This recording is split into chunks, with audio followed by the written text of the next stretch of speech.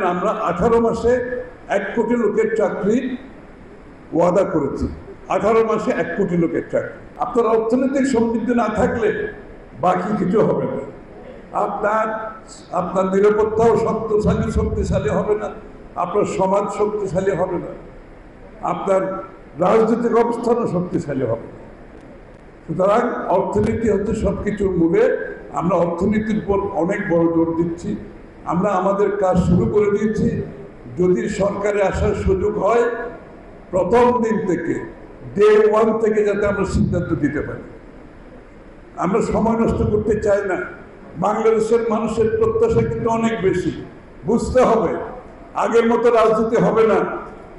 রাজনীতি পরিবর্তন হয়ে গেছে। বাংলাদেশের মানুষের মন মানসিকতা পরিবর্তন হয়েছে, প্রত্যাশা পরিবর্তন হয়েছে, আকাঙ্ক্ষার পরিবর্তন হয়েছে।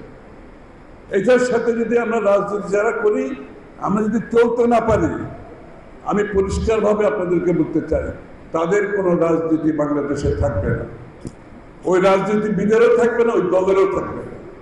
এটা আমরা অনুধাবন করে, আমরা এটাকে ধারণ করে এখন থেকে কাজ শুরু করেছি, যাতে করে আমরা সময় নষ্ট না হয়। আমরা প্রথম 180 দিনের প্রোগ্রাম দেবো, 100 দিনের প্রোগ্রাম দেবো।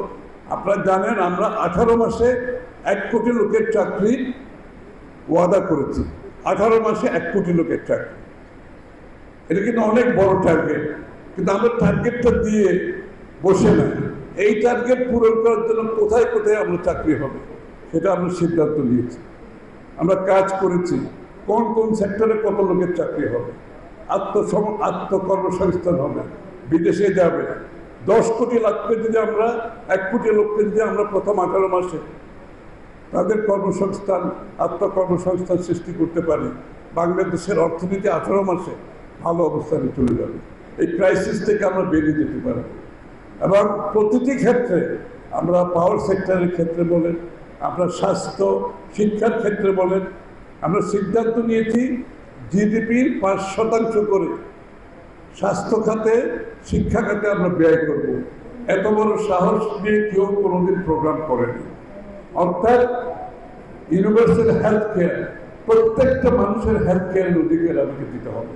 প্রত্যেকটা মানুষের জন্য একটা ডাক্তার নিশ্চিতভাবে থাকতে হবে, যার জন্য তার অসুস্থতার জন্য তাকে যাতে যাওয়ার সুযোগ থাকে বিনা পয়সায়, তার বাড়ির কাছে পিছে ডাক্তার, দূরে নয়। প্রাথমিক চিকিৎসার অভাবে অনেক লোকের স্বাস্থ্য অবনতির দিকে যেতে যেতে এমন জায়গায় যায়, তখন তার চিকিৎসার জন্য তার পয়সা থাকে না। সরকারও এত সব সাহায্য করতে পারে না। এই জন্য প্রাথমিক চিকিৎসা আমরা নিশ্চিত করতে চাই। শিক্ষা, প্রাথমিক শিক্ষা নিশ্চিত করতে চাই। শিক্ষার কারিকুলাম বদলাতে হবে। বর্তমান কারিকুলাম দিয়ে নতুন বিশ্বে আমরা এগিয়ে যেতে পারবো।